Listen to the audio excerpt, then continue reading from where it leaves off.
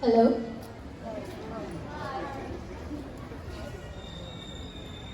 One of my favorite movies of all time came out this year.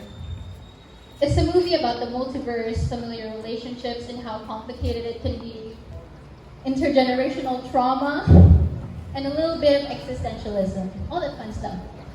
Of course, the film that I'm referring to is Everything Everywhere All at Once. The title itself is a metaphysical treatise, everything, all the objects, everywhere, all the places, all at once, all of temporality. In one of the many multiverses that we see, wherein the earth was not suitable for any form of life whatsoever, brings forth one of my favorite dialogues in film of all time, in which the protagonist mentioned, "Every new discovery is just a reminder that we're all small and stupid." I'm captivated by this line in the way that it can be interpreted in many ways, in which on one hand it's quite nihilistic and implies how meaningless life is, how linear it is, and how we're all just going towards eventual death. And on the other hand, it provides the idea that there's a comfort in being small and stupid, and the realization that as humans don't actually have so much control in our lives, that there are many things bigger than us, such as nature, God, if you believe. Though as deprecating as it may seem, the ones who make these discoveries are us, and I see that as a semblance of appropriation and what the essence of life is and how we are free to give meaning and purpose to it all. Therefore, I implore each and every one of you to keep making new discoveries while being grounded and grateful. To our esteemed guest speaker, Ma'am Donna Bless Isaac, our dearest principal, Sir Joel Manuel, our most beloved teachers and school faculty, to our friends and families that are gathered here today to support us, and of course, to my fellow grade 10 completers, a good day to you all. Given the circumstances that the pandemic has led us to live, there's no question that we've all had to work hard to get to this monumental moment. We've all had to conquer different forms of adversity, such as pushing through many sleepless nights to accomplish requirements, multiple takes of video performance tasks, especially in MAPE, PE, and of course music, in which we all tried to sing, trying to maintain our mental stability amidst uncertain times, and of course, the universal struggle to find a good internet connection.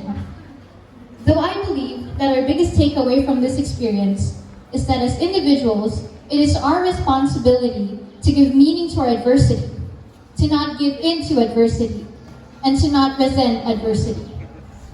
Our trials and tribulation are what makes us stronger individuals. It is what highlights our strengths and weaknesses.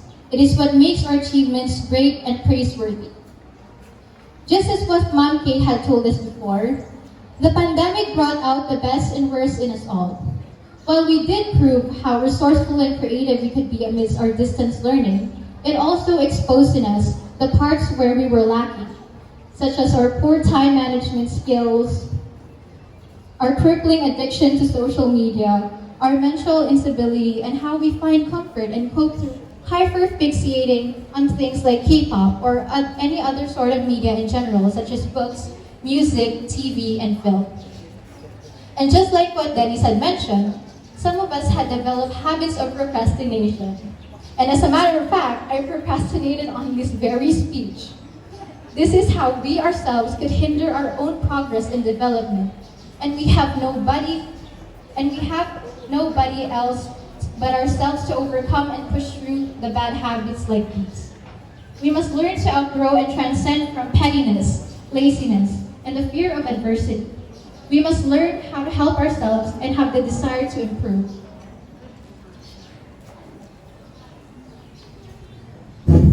In one of my favorite Murakami books, Kafka on the Shore, its first chapter has a whole excerpt related to facing and coming into terms with adversity, and how we can make it as a catalyst for betterment and change. It reads, "Sometimes, fate is like a small sandstorm that keeps changing directions. You change direction, but the sandstorm chases you. You turn again, but the storm adjusts. Over and over, you play this out like some ominous dance with death just before dawn. Why? Because the storm isn't something that blew in from far away, something that has nothing to do with you. This storm is you, something inside of you. So all you can do is give in to it. Step right inside the storm, closing your eyes and plugging up your ears so the sand doesn't get in, and walk through it, step by step. There's no sun there, no moon, no direction, no sense of time, just fine white sand swirling up into the sky like pulverized bones. That's the kind of sandstorm you need to imagine. And once the storm is over, you won't remember how you made it, how you managed to survive. You won't even be sure, in fact, whether the storm is really over. But one thing is certain. When you come out of that storm, you won't be the same person who walked in. That's what the storm's all about. It is without a doubt that each and every one of us here is deserving and worthy of recognition. Not only to us completers, but also to our teachers, family, and friends, and all of the multiple people who have supported us and given us strength to accomplish what we have. Our school as an institution has found ways to adapt amidst the pandemic. It has progressed and developed into an embodiment of all the efforts and hard work that our dearest teachers, school faculty, and of course the multiple of its generous donors and patrons. I'd like to conclude my speech through showing my gratitude and gratefulness to the various groups and individuals who have loved, supported, cherished us through these ups and downs of our academic journey so far. To our beloved teachers, we are extremely grateful for the time and effort that you have given us. More so for your wisdom and guidance amidst the trying times and uncertain times. We thank you for putting in the effort in making our completion ceremony as great as can be. We're eternally in debt to you all. To Ma'am Kay, thank you for loving each and every one of us in our section, for we know you truly are concerned for our well-being and welfare. Thank you, Sir Ronald, for making this fantastic stage, and all of the other teachers who helped in making all of this possible for all of us. To Sir Harry, Ma'am Presti, and Sir Jerry, thank you all for guiding us through our research, and we truly couldn't have done it without each and every single one of you. Of course, to Ma'am Gladys, who made Bangi National High School truly a home for us all, who truly showed love and support to all of us throughout our online distance learning, and of course, when we had face-to-face.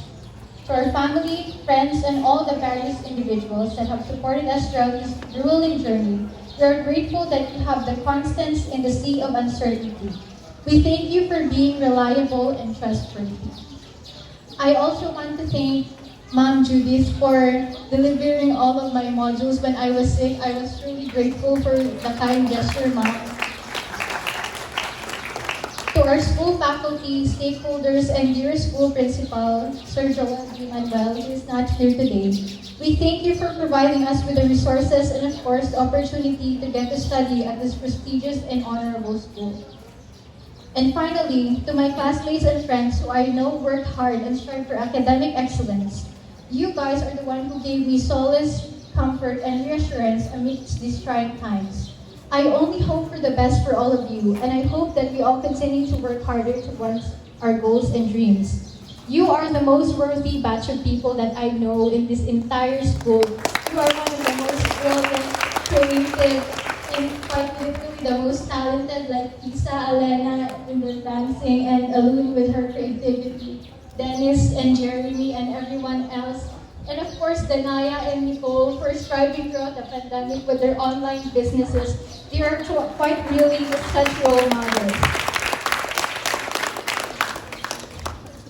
We might be small and stupid, but we as individuals, we have the capability and capacity to make sense of it all. To both accept that we are all small and stupid, but at the same time, we can be the storm and dream of a better tomorrow for future generations.